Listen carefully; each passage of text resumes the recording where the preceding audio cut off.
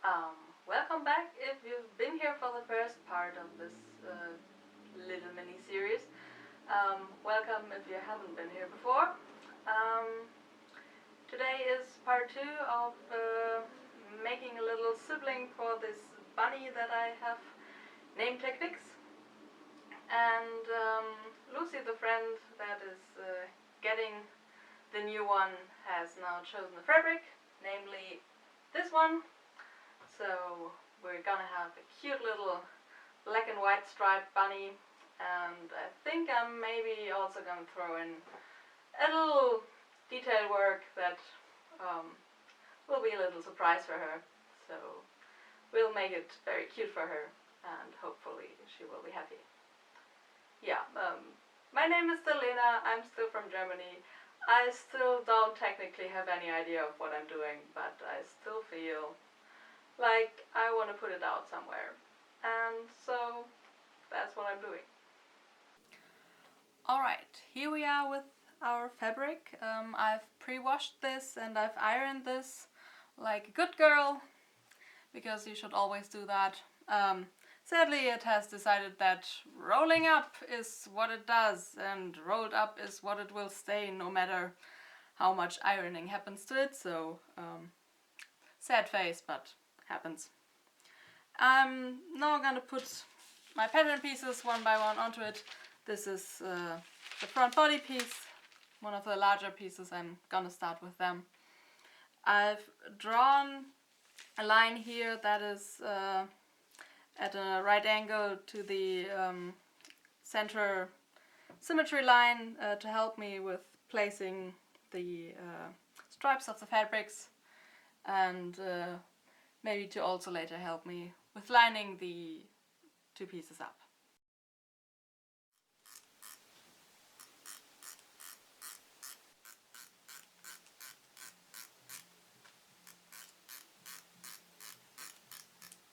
So I've brought you in for a bit of a closer look.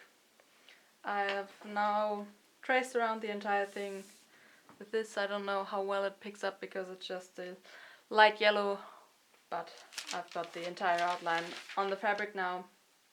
I'm gonna transfer this line, this helping line, to the back piece. I'm gonna do the same thing to all the pieces now, and we'll see each other at the end of this.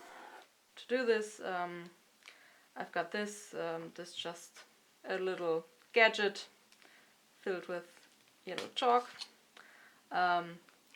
I'd recommend to be a little bit careful with the yellow one, because I find it very much wants to help you. It is gonna trace your line and it's gonna stay there. And so if you don't have the chance to wash it afterwards because it's something that is not easily washable, maybe don't use the yellow chalk, because it has a tendency to stick there even after you want it. At least in my experience.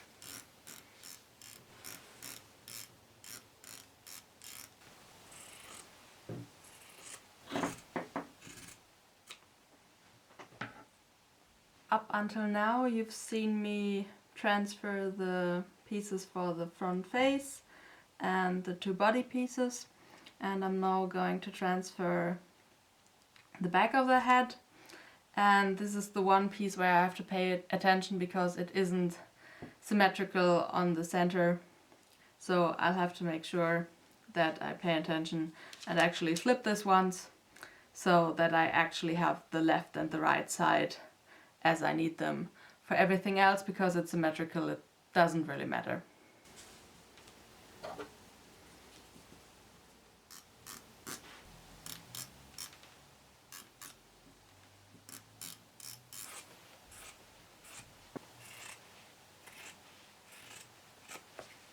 I think this part of transferring the pattern is a good point to warn you about patterned fabrics, because if you're using a patterned fabric and you want the pattern to actually match up, you're likely going to use a bit more fabric than you would with a plain fabric, or if you don't pay attention to how it matches up. That is because here again I've put in a little line to help me with where I want the change from black to white be in the stripes to make it consistent. And it would be actually a lot more efficient in fabric use to place the pattern this way now, so that these can get closer and the curvature here is fitting into the part where it is smaller on this part. But that doesn't work because here the fabric ends, so I'd actually have to start here, because then here I don't have the necessary overlap. And so yeah, I'm going to have to use a bit more fabric like this.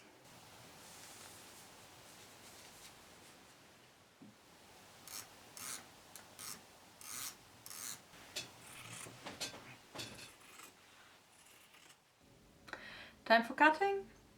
You've already seen me roughly cut some pieces out because I didn't want to have to deal with all that fabric while still transferring the other pattern pieces.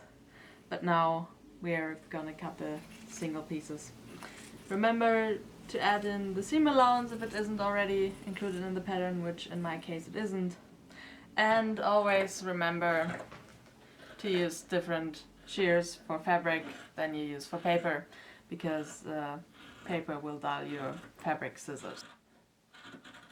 Here we are with all the pattern pieces cut out. I've put around 1 centimeter of seam allowance around each of them. And I'm now going to pin them together. I'm gonna focus on matching up the stripe pattern so that it will be nice and even. I'm gonna start out with pinning the darts in the main body parts, the ears together, and then the front half and the back half of the head together, and then those seams will get done first, and then we'll have a second round of pinning.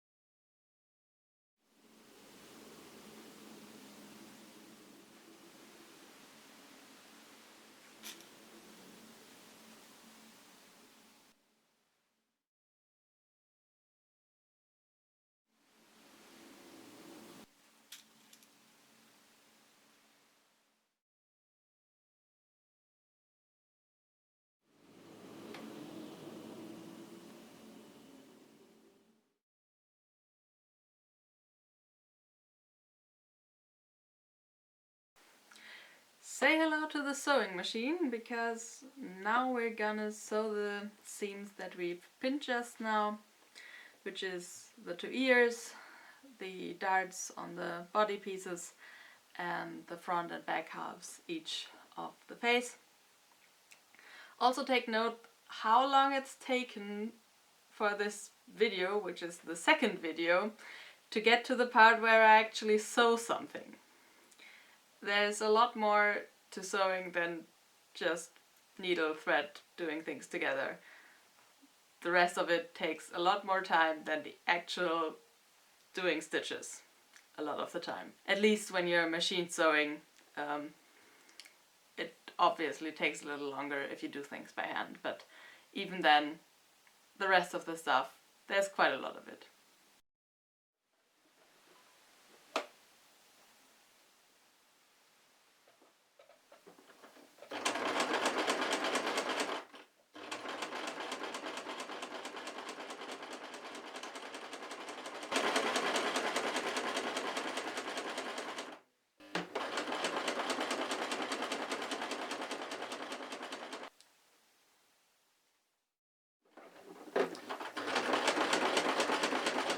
Okay, I'm going to use a little trick to help with the final part of sewing the start, because I'm getting very close to the edge here and my sewing machine is not really that great. It's doing what it's supposed to do, but it's definitely not a top tier machine.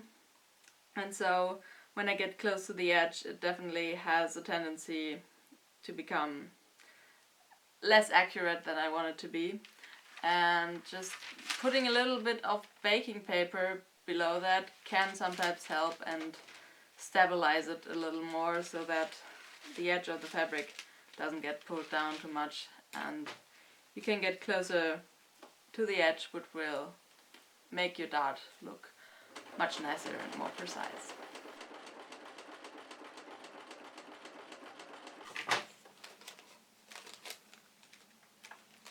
And now that I'm done with that, I can just tear this away and I'm left with a seam. I've sewn the second dart off camera, which is the dart on the back piece, and actually when turning it and looking at the shape it's going to give me, I've noticed that I probably wanted to go on for a little bit longer, so I'm gonna do some more work on that. Doing a mock-up definitely would have helped to prevent this, which I recommended in the first video but didn't actually do, so do as I say, don't do as I do. I've sewn all the seams that I wanted to sew at this point, so I can now turn the things inside out. On all the curved parts I've put in some notches into the seam allowance so that it will turn out smoother. I started turning the ears inside out and they didn't lie as flat and as clean as I wanted them to in the round part here at the bottom of them. So I actually went ahead and did not only notch them but cut some triangles out so that when they're turned inside out the pieces don't overlap and don't give as much bulk. I also cut the seam allowance to only have a different length on both sides, to hopefully not make the part where the seam allowance stops as visible as it was when I first started and decided that that wasn't good enough. I'm now going to iron these and then we're gonna continue putting this together, namely by sewing the face parts and the ears together and sewing part of the body together. I'm gonna have to leave an opening to turn it inside out, and then after those are done I'm going to attach the complete head to the head opening that hopefully will fit at that point.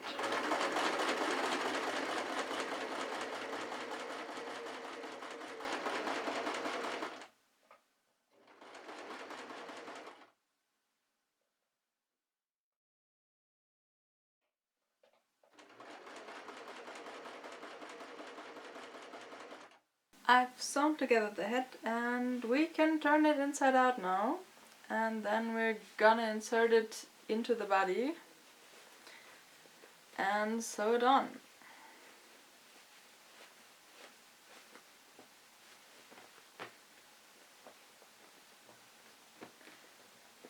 There we go, this is our head, and now it goes inside here. I've left this bottom part open through which we will stuff it, and I'm gonna hand sew that part closed after it's almost complete. Also, of course, make sure you match up the front part of the face with the front part of your pattern, because that would be annoying.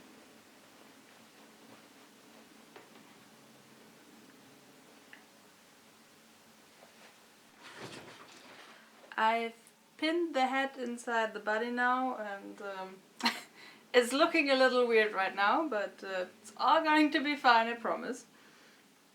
As you can see, the bottom parts of the head are still sticking out. That's because I drafted these as like complete pieces, but of course they have to have an opening at the bottom for the head to be filled and for the head to be attached to the body. And but since I didn't know how exactly that would match up ideally, and because it isn't that much fabric that is getting lost right now, I decided to do that out of the fitting on the actual piece that I'm working on, not on the pattern pieces before.